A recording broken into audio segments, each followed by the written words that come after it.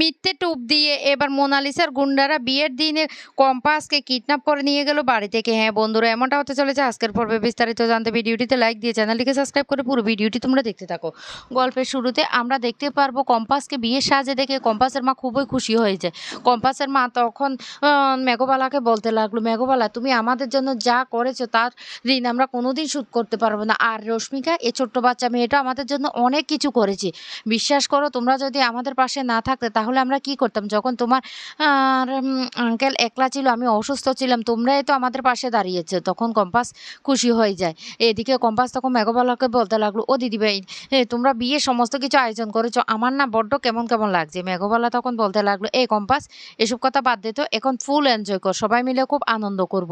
ও আর সেটা নিয়ে ভাব, অন্য কিছু নিয়ে তোকে ভাবতে হবে না। আর তোকে কি বলছি, তুই এখন এখানে থাক, আমরা নিচে যাচ্ছি। অন্যদিকে দেখা যায় মোনালিসার মা বাড়িতে যখন ঘর গুছানোতে লাগে তখনই মোনালিসা সেখানে চলে আসে। আর মোনালিসা এসে তার মায়ের হাত থেকে কাপড়টা সরিয়ে তার মাকে প্রণাম করে। তখনই মোনালিসার মায়ের সন্দেহ হয়। মোনালিসার মা তখন বলতে লাগলো, কিরে মোনা, তুই হঠাৎ করে আমাকে এইভাবে প্রণাম করছিস? মোনা তখন বলতে লাগলো, আমি মাকে প্রণাম করবো না তো কাকে প্রণাম করবো? মা আমাকে কেমন লাগছে বলো তো?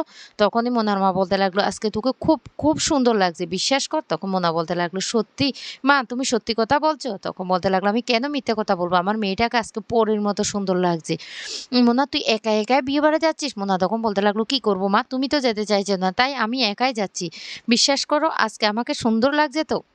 এদিকে মেঘবালা তখন কম্পাসের মাকে বলতে লাগলো, আন্টি আপনি এসব কথা বলে একদম মন খারাপ করবেন না, পুরনো কোনো কথাই আপনি এখন আর বলবেন না, এখন আমরা সবাই আনন্দ করব, এইটুকু তো। কম্পাসকে কিন্তু খুব সুন্দর লাগছে, এই চশমাটা যদি না থাকতো কম্পাসকে আরও দারুণ লাগতো। রশ্মিকা তখন বলতে লাগলো, বড় বৌদি তুমি এই ধরনের কথা বলো না, কম্পাসের যদি চশমা না থাকে তাহলে ছোটদা ভাইয়ের গলায় মালা দিতে গিয়ে অন্য কারো গলায় মালাটা দিয়ে ফেলবে। তখন কম্পাসের মা বলতে লাগলো, সত্যি আমার মেয়েটাকে আজকে খুব খুব সুন্দর লাগছে, আমিও খুব খুশি হয়েছি, আমার মেয়ের বিয়েটা নিজের চোখে দেখতে পারবো। কম্পাস তখন বলতে লাগলো, এবার আমি কি করব, আমার না বড্ড একা একা টেনশন হচ্ছে। তখন মেঘবালা বলতে লাগলো, এত টেনশনের কি আছে কম্পাস, তুই ঘরের মধ্যে অপেক্ষা কর, আর আমি নিচে যাচ্ছি। নিচে তো সবাই খুব আনন্দ হই হুল্লোড় করছে, সেখানে গিয়ে দেখি কিছু করা যায় কিনা। এদিকে মোনার মা তখন বলতে লাগলো, মোনা আমিও যাচ্ছি না, আমার মনটা বড্ড খসখস করছে, তুই একা একা চলে যাচ্ছিস। মোনা তখন বলতে লাগলো, মা তুমি একদম চিন্তা করো না, আমি সময় মতো ঠিক বাড়ি ফিরে চলে আসবো। আর মনে মনে বলতে লাগলো, তুমি আন্দাজও করতে পারবে না মা, আজকে কম্পাসের সাথে আমি কি করবো, এবার যা করবো আমি মুখোমুখি করব। তোমাকে তো সেই কথাটা বলা যাবে না, কারণ তুমি তো সবসময় কম্পাসকে কাছে টেনে নিয়েছো। তারপর মোনা তার মাকে জড়িয়ে ধরে কান্না করে বলতে লাগলো, মা সত্যি আজকে তুমি আমাকে আশীর্বাদ করো। ও আর তুমি যে বলেছো আমাকে খুব সুন্দর লাগছে, আমি না খুব খুব খুশি হয়েছি, তুমি আমার খুব ভালো মা। এই বলে মোনা তার মাকে জড়িয়ে ধরে আদর করতে থাকে। তারপরে মোনা যখন চলে যায়, মোনার মা তখন বলতে লাগলো, মেয়েটাকে এভাবে একা একা বিয়ে বাড়িতে পাঠালাম, আমি কি কাজটা ভালো করলাম? আমার মনটা কেমন বড্ড খসখস করছে। সত্যি আমার মেয়েটা কি অদ্ভুত, আমার মেয়েটা একদম বোকা। অন্যদিকে দেখা যায় মোহিনী চালাকি করে কম্পাসের কাছে চলে আসে, আর এসে বলতে লাগলো, কম্পাস তোমাকে আমি যে বিয়ের গয়নাটা দিয়েছি সেটা তুমি পরোনি?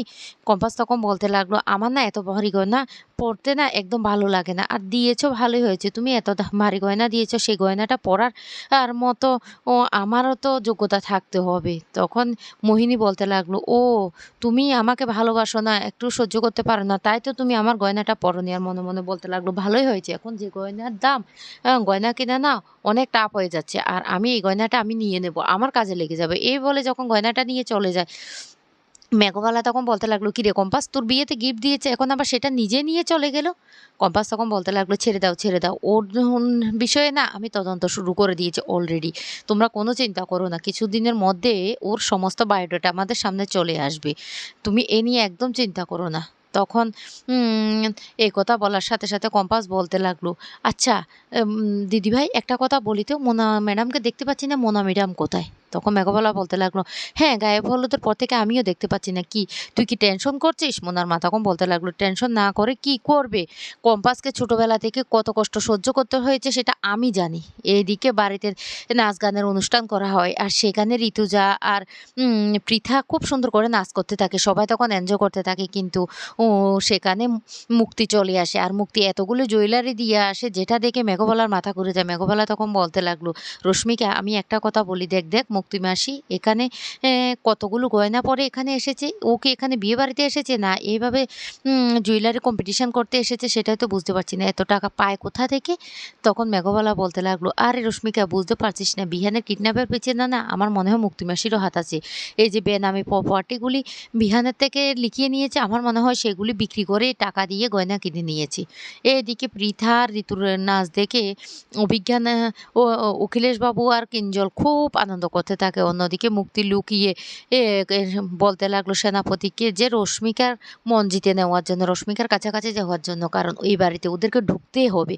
তখন সেনাপতি রশ্মিকার কাছে এসে বলতে লাগলো, জানো রশ্মিকা, আমি না ভেবেছি ইঞ্জিনিয়ারিংটা আমার দ্বারা হবে না, তাই আমি কলেজটা চেঞ্জ করে নিচ্ছি। রশ্মিকা তখন বলতে লাগলো, ও সেটা তোমার ব্যাপার। তখনই সেনাপতি বলতে লাগলো, হ্যাঁ সেটা আমার ব্যাপার, কিন্তু তুমি আমার দিকটা একটা ভেবে দেখো। তখন রশ্মিকা বলতে লাগলো, ভেবে দেখবো?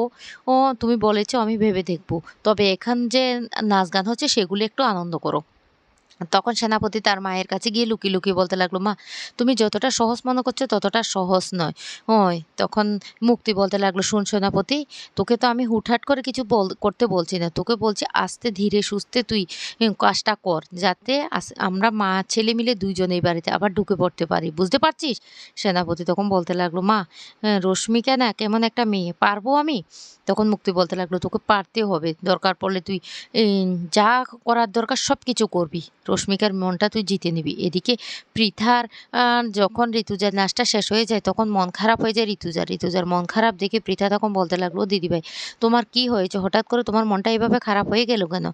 তখন ঋতু বলতে লাগলো, না না আমার কিচ্ছু মন খারাপ হয়নি। পৃথা তখন বলতে লাগলো, তুমি আমার কাছ থেকে একদম লুকোবে না, কিছু তো একটা হয়েছে আর সেটা আমি বুঝতে পারছি। অন্যদিকে দেখা যায় পৃথার যখন ঋতুজা নাচ করে তারপরে কিন্তু এবার মেঘবালা আর রুদ্র নাচ করতে থাকে, কিন্তু পৃথার মনটা এতটা খারাপ যে পৃথার চোখ দিয়ে জল পড়তে থাকে। তখন পৃথা বলতে লাগলো, ও দিদিভাই তোমার কি হয়েছে, তোমার চোখ দিয়ে জল পড়ছে কেন? তখন ঋতু বলতে লাগলো, না আজকে জানিস একটা অদ্ভুত ঘটনা ঘটেছে, ওই যে প্রান্তিক আমাদের বাড়ির সব দায়িত্ব নিয়ে নিচ থেকে বাড়ির চারিদিকটা পাহারা দিচ্ছে। এই কথা শুনে তখন অখিলেশ কাছে এসে বলতে লাগলো, শুনো ঋতু, এখন এসব নিয়ে একদম ভাববে না, কে কখন কাকে ভালোবেসে ফেলে সেটা কি বোঝা বড় মুশকিল।